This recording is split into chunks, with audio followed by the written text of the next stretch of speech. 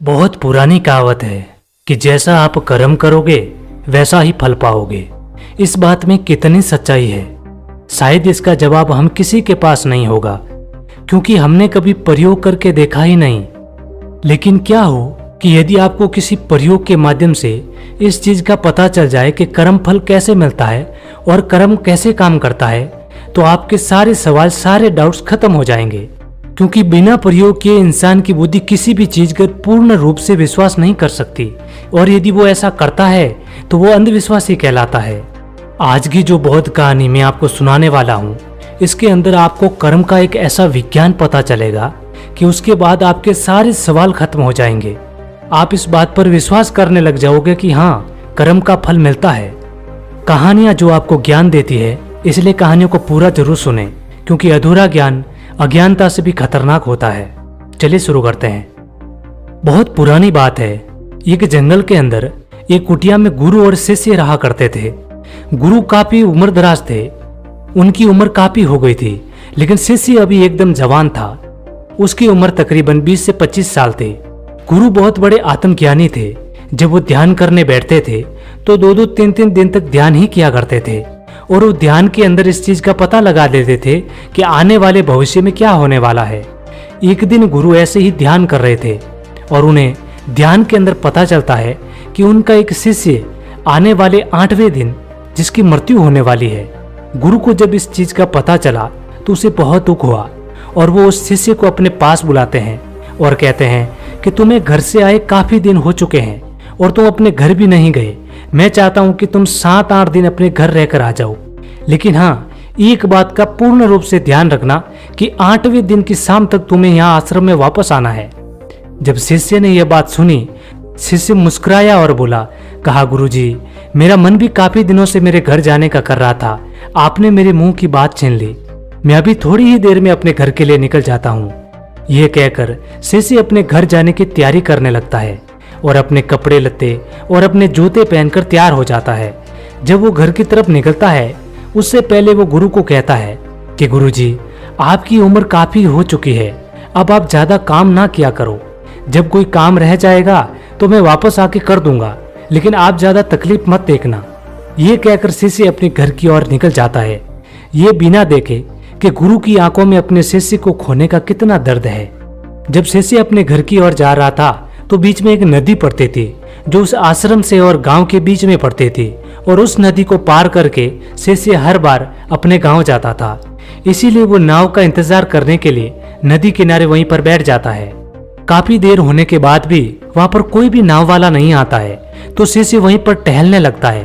तभी वो देखता है कि वहां पर एक बड़ी सी चींटियों का बिल है, जो कि बिल्कुल नदी के किनारे था। चींटियां अपने घर को खोदने का काम कर रही थी, और ये देखकर शिष्य को बड़ा आनंद आ रहा था। वो थोड़ी देर बैठकर उन चींटियों को देखने लगता है। तभी उसे एक तरफ नजर पड़ती है और दिखाई देता है कि नदी का पानी धीरे धीरे बढ़ रहा है। शिष्य को इस चीज का पता चलता है कि थोड़ी देर में ये पानी बहुत ज्यादा बढ़ जाएगा और सारी चींटियां मारी जाएगी। इसीलिए शिष्य एक तरकीब लगाता है और उन चींटियों के घर को सुरक्षित करने का काम करना शुरू कर देता है। वो चींटियों के घर को ऐसा कलाकृत तरीके से बनाता है कि वहां पर पानी आ ही नहीं सकता। नदी का पानी आता तो वहां पर बीच में एक छेद भी रख देता है, ताकि नदी का पानी भरने के बाद भी बिना चींटी को नुकसान पहुंचाए वो पानी उन बिल से वापस निकल जाता है। ये करने के बाद शिष्य अपने मन में बहुत आनंदित होता है कि आज मैंने इतनी सारी चींटियों की जान बचाई। लेकिन थोड़ी देर में ये इस बात को भूल जाता है और एक नाव वाला आता है, और उस नाव में बैठकर वो अपने घर की ओर निकल जाता है। घर में वो 7-8 दिन अपने माँ बाप और अपने रिश्तेदारों से मिलता है, लेकिन 7 दिन कब निकल गए शिष्य को पता भी नहीं चलता है। 8वें दिन की सुबह जब शिष्य को इस दिन का ध्यान आता है कि आज तो 8वां दिन है और आज शाम तक तो गुरुजी ने मुझे वापस आश्रम में बुलाया है, उसके बाद शिष्य अपने आश्रम जाने की तैयारी तेज कर देता है और वापस अपने कपड़े लत्ते और नहा धोकर तैयार हो जाता है। लेकिन जब वो घर के लिए निकलता है तो काफी देर हो जाती है। इधर गुरुजी उस शिष्य को ताक रहे थे कि आज 8वां दिन है, और यदि आज शिष्य नहीं आया तो मैं शिष्य को आखिरी बार देख भी नहीं पाऊंगा। ये सोचते हुए गुरुजी उसी रास्ते को ताकते हुए वहीं पर बैठ जाते हैं। लेकिन थोड़ी देर में वहां पर अंधेरा पड़ जाता है। अब तो गुरुजी को लगने लगा कि अब तो शिष्य नहीं आएगा, और शायद उसकी तबीयत खराब हुई और हो सकता है उसकी मौत भी हो चुकी होगी, इसीलिए शायद वो नहीं आया। तभी वो गुरु देखते हैं कि धीरे धीरे अंधेरे में कोई आदमी रास्ते रास्ते चल रहा है। गुरुजी को विश्वास तो नहीं हुआ, लेकिन जब वो जाकर वहां पर देखते हैं तो वो उन्हीं का शिष्य होता है। गुरुजी एकदम से उस शिष्य को अपने गले लगा लेते हैं और धीरे से अपनी आंखों में आंसू लिए अपने शिष्य को कहते हैं कि तुमने इतनी देर कहाँ लगा दी, मैं तेरा इंतजार कितनी देर से कर रहा हूँ। तभी शिष्य कहता है, गुरुजी मैं बहुत दिनों बाद गांव गया था, लेकिन 7-8 दिन कब निकल गए मुझे पता ही नहीं चला, और जब आपकी बात मुझे याद आई तो मैं तुरंत ही शीघ्र ही अपने घर से आश्रम की ओर निकल पड़ा। अब गुरुजी शिष्य को जिंदा देखकर काफी अचंभित थे। उन्होंने सोचा कि मेरे ध्यान में आई हुई भविष्यवाणी आखिर गलत कैसे हो सकती है। तभी गुरुजी को शिष्य पर शक होता है और वो पूछते हैं कि जब तू यहाँ से गांव निकला तब से लेकर आज तक की मुझे सारी बातें विस्तार से बताओ। तब वो शिष्य अपने गुरु को वो चींटियां वाली कहानी सुनाता है और गुरु को सारी बातें समझ में आ जाती है। गुरु समझ जाते हैं कि वही एक अच्छे कर्म थे शिष्य को जो आगे जिंदगी जीने के लिए इसकी जिंदगी को लंबी कर दी, क्योंकि गुरुजी को पता था कि कितने भी बड़े चाहे कर्म कर लो, लेकिन कर्म को टाला नहीं जा सकता। कर्म अपना काम करते ही रहते हैं, लेकिन आखिर शिष्य निस्वार्थ भाव से उस चींटियों की सेवा करके अपनी जिंदगी को लंबा कर चुका है। और तभी अचानक ही गुरु के मुख से एक बात निकल जाती है कि कर्मा लौट कर आता है।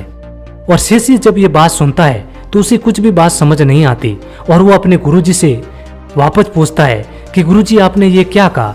गुरुजी बात को टालने की कोशिश कर रहे थे, लेकिन शिष्य हट पकड़ लेता है कि मुझे आखिर बताओ क्या बात है। उसकी मौत का पता चला, वो बात सारी शिष्य को बता देते हैं और शिष्य ये बात सुनकर गुरुजी पर काफी नाराज होता है। शिष्य कहता है, गुरुजी ये तो मैंने जाने अनजाने में मदद कर दी, इसलिए मेरी जान बच गई। यदि मैं उन चींटियों की मदद नहीं करता तो मैं तो आज मारा जाता, लेकिन आपने ये बात मुझे पहले क्यों नहीं बताई। यदि मुझे ये बात आप पहले बता देते तो मैं कोई भी अच्छा काम करके अपनी जान बचा सकता था। शिष्य बड़ा नाराज होकर गुरुजी से बोलना बंद कर देता है।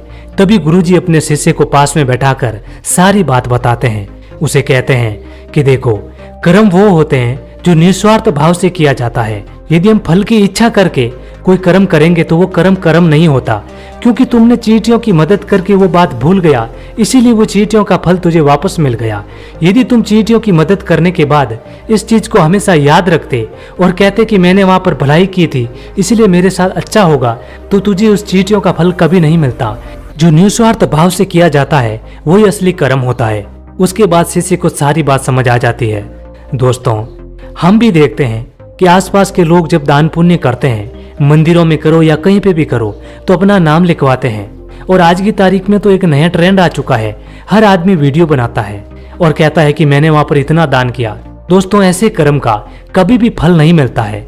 फल उसी का मिलता है जो आप निस्वार्थ भाव से करते हो, क्योंकि श्री कृष्ण ने कहा है कि कर्म कर दो और फल की इच्छा मत करो। यदि तुम उसके पीछे फल की इच्छा करोगे तो तुम्हारा लोभ जुट जाएगा। ऐसे कर्म कभी काम नहीं आते। कर्म वही होते हैं जो निस्वार्थ भाव से किया जाता है। उम्मीद है दोस्तों ये कर्म का विज्ञान आपको पसंद आया होगा, और ये कहानी पसंद आई तो वीडियो को लाइक और चैनल को सब्सक्राइब जरूर करना। मिलते हैं अगली कहानी में, तब तक के लिए अपना ख्याल रखें।